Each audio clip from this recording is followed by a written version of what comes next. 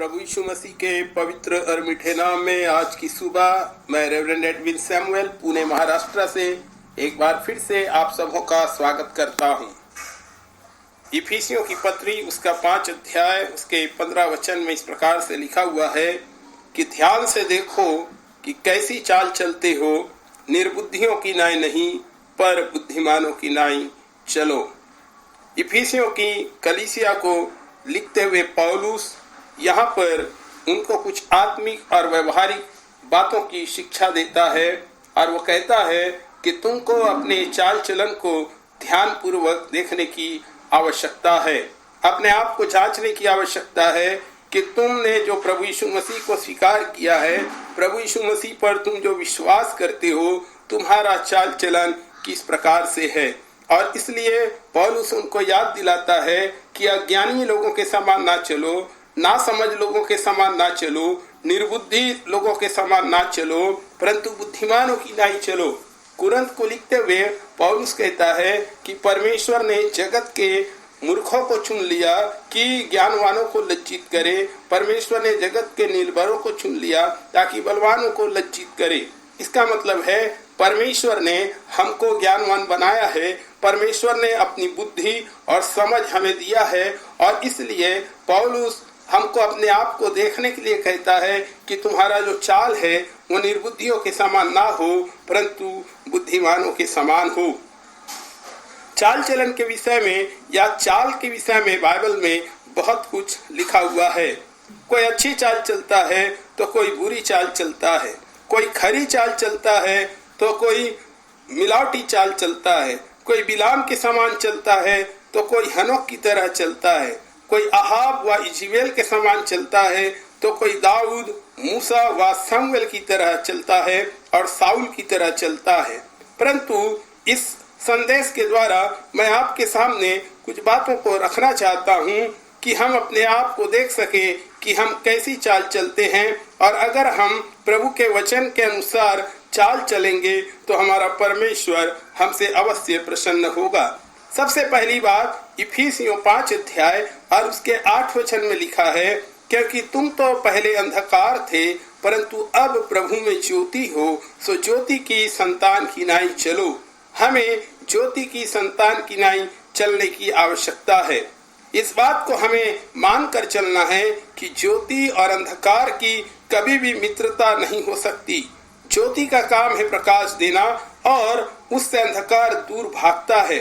प्रभु यीशु मसीह में जीवन था। यूहन्ना के सुसमाचार में लिखा हुआ है कि उसमें जीवन था और वह जीवन मनुष्यों की ज्योति है। यदि हम ज्योति हैं तो हमारे सारे कार्य ज्योति के समान होना चाहिए। बाइबल में लिखा हुआ है, इफिसियों के लिखते हुए पौलुस कहता है कि ज्योति का फल सब प्रकार की भलाई, धार्मिकता और सत्य है। हर पेड़ अपने फलों से पहचाना जाता है। जो ज्योति की संतान की नाई चलता है वे कभी ठोकर खाकर नहीं गिरते और न ही अंधकार में भटकते फिरते हैं। जो अंधकार में रहता है उनका मार्ग स्पष्ट नहीं होता, वे हमेशा अंदाजा अपने जीवन में चलते रहते हैं। इसलिए ज्योति की संतान की नाई हमें चलना है। दूसरी बात है, हमें प्रेम में चलना है। इफिसियों 5 अध्याय 1 से 2 में लिखा हुआ है, इसलिए प्रिय बालकों की नाई परमेश्वर के सदृश बनो और प्रेम में चलो। प्रेम में चलना मसीही जीवन का एक बहुत बड़ा गुण है और प्रेम हमारे जीवन में जब प्रेम होता है तो 1 कुरिन्थियों 13 अध्याय के अनुसार हमारे जीवन में हम किसी से डाह नहीं रखते, किसी से हम झुंझलाएंगे नहीं, किसी की हम बुराई नहीं करेंगे, सारी बातों को सह लेंगे, अपनी बड़ाई हम नहीं मारेंगे, कुकर्म और अधर्म से आनंदित नहीं होंगे। प्रभु का वचन 1 यूहन्ना 3 अध्याय और 12 वचन में हम पढ़ते हैं तो वहां पर हम देखते हैं प्रभु का वचन ऐसा कहता है कि कैन के समान ना बनो जो दुष्ट से था, क्योंकि उसके काम बुरे थे और उसके भाई के काम धर्म के थे। किस प्रकार उसने अपने भाई को प्रेम नहीं किया, क्योंकि उसके अंदर उसके मन में अपने भाई के प्रति डाह पाया गया। और इसलिए प्रभु यीशु मसीह ने भी कहा है, यूहन्ना ने कहा जो प्रभु यीशु मसीह का चेला था पहला यूहन्ना में, कि यदि कोई कहे कि मैं परमेश्वर से प्रेम रखता हूँ और अपने भाई से बैर रखे तो वह झूठा है, और इसलिए मुझे और आपको प्रेम में चलना है।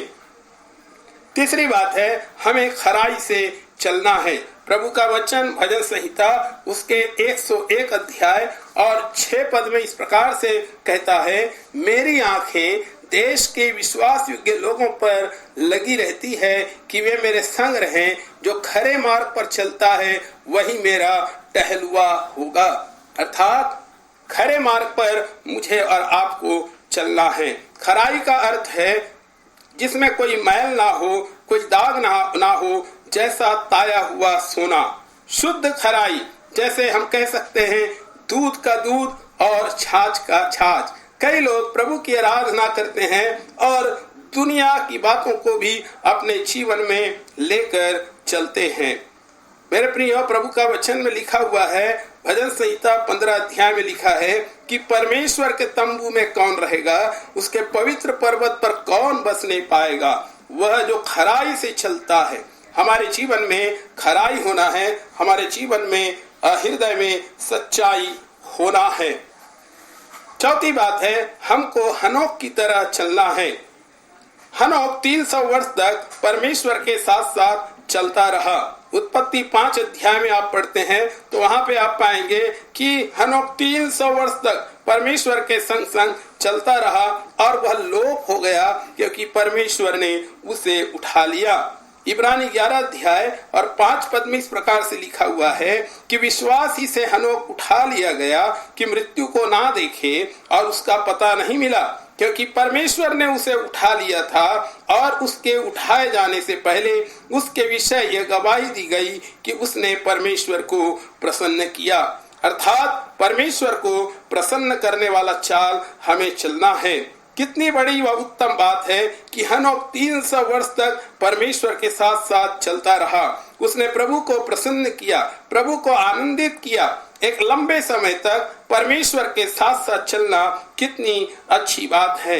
आज हमारे लिए बहुत कठिन हो जाता है कि 3 घंटे या 3 दिन हम परमेश्वर के संग चल सकें, लेकिन हनोक के बारे में लिखा हुआ है कि 300 साल तक वो परमेश्वर के संग संग चलता रहा और उसने परमेश्वर को प्रसन्न किया।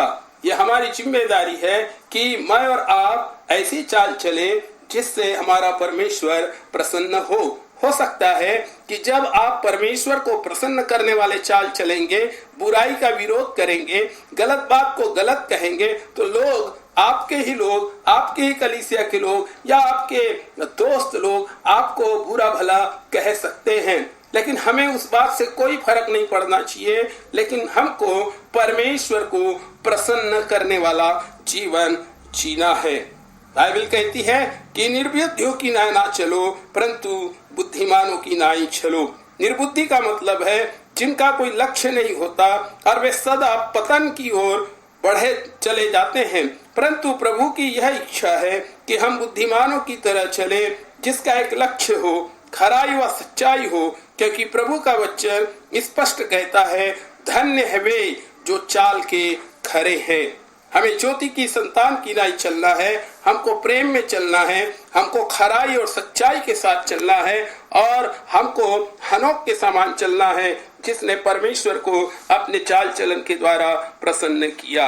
आइए हम प्रार्थना करें। स्वर्गीय प्रेमी दयालु पिता परमेश्वर, धन्यवाद देते हैं आज की सुबह के मनन में प्रभु हमें बुद्धिमानों के समान चलने के लिए आपके वचन से मनन करने का सौभाग्य आपने दिया है।